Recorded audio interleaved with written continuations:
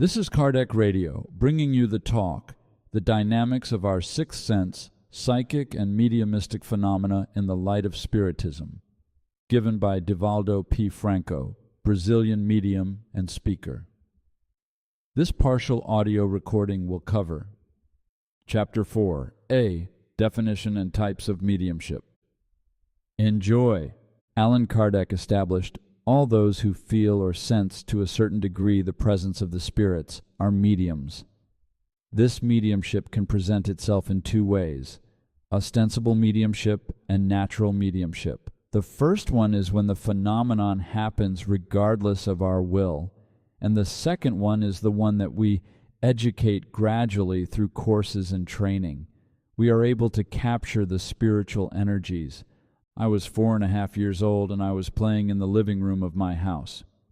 I am the 13th child of a very humble family. The birth control pill hadn't been invented back then, so I had a chance. My next sibling is 5 years older than I, and my mother was already entering menopause when she began feeling something strange. She went to see a doctor. Our city was in the countryside of Brazil, where usually there was only one doctor. She said, "Dr. Martins, I feel that I have hydropsis, water in my belly." He looked straight at my mother and said, "This water in your belly will come out in 7 months." It was me. So I came in a world of waters. That is why our conference today is on a rainy day. When I was 4.5, I was playing in the living room when a lady approached and told me, "Dee," that is my nickname, "call Anna. I want to talk with her." So I called my mom. "Mom, there is a lady here who wants to talk to you." My mom came to the living room. My mother was a short lady, and short women are terrible. The tall ones aren't. The tall women are like a thunderstorm, a lot of noise, no rain. The short ones already come in raining. She came and asked, "Boy, I am busy. What is it?" "What do you want?" "This lady here wants to talk to you." She did not see anyone, so she took me by the ear and went back to the kitchen. Then the lady spoke to me again. "Dee, tell Anna that I am your grandmother. I am Maria Signorina." But I did not know who she was. I did not meet any of my grandparents because by the time I was born, they had already passed away. Then I yelled, "Mom, it is Maria Signorina, my grandmother." My mother was shocked, because when she was born, her mother died of puerperal infection. She did not have the opportunity to meet her mother. She was raised by her sister, and she had never pronounced her mother's name. She shook me and said, "Boy, how do you know you grandmother's name?" "But she is right here." She was very frightened.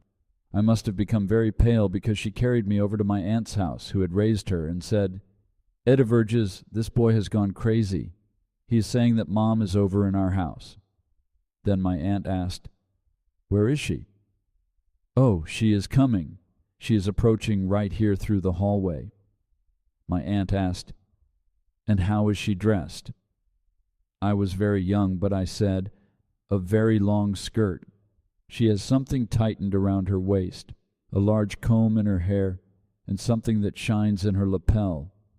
My aunt said, "Anna, it is Mom. That is the brooch that I put on her body. Ask her what she wants." I do not remember what happened. When I returned to normal, both were crying very much. At that point, I became some sort of a special person. I used to play with the spirit of a native Brazilian boy. My mother would cry a lot because she thought I was crazy. I used to play, run, and talk with this boy. I was sorry for my mother, thinking that she was the crazy one. But I was very Catholic. Every time I went to Mass, I would continue to see spirits. It became normal. As I started to grow older, the people in the neighborhood became aware of it, and my father told me to not tell anyone, or I would be spanked.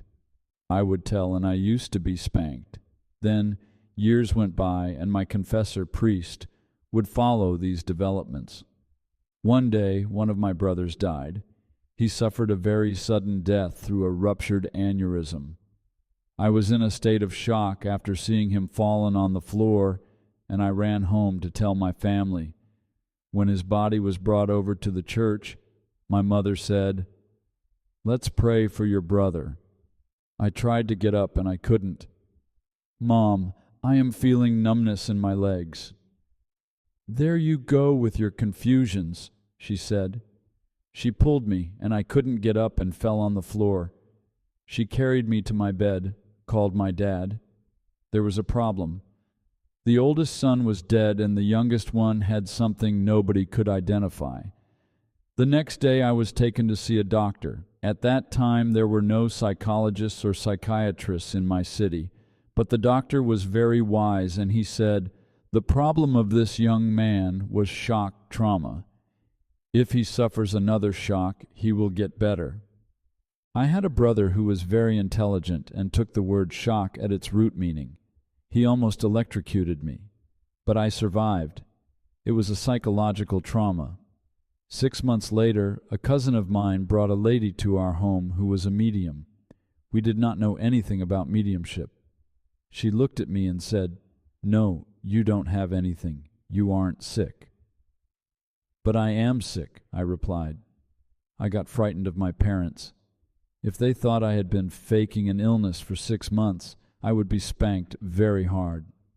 In our house, we had a psychologist who was left hanging behind the door, and when there were any problems, there would be a psychological session, and we would get really well, very fast. I replied, No, I am incredibly sick." "No, you aren't sick, you are obsessed," she said. I did not know what obsessed meant, but I thought the word to be very ugly. And what is it to be obsessed? Obsession is the negative influence exercised by certain spirits over certain individuals, and it is always the work of inferior spirits who desire to keep human beings under their power. Your brother who died is attached to you and is interrupting the center of movements in your brain, she explained. "But how do you know that?" "I can see him, but he has already died. That is why I can see him." To be continued in Chapter 4b.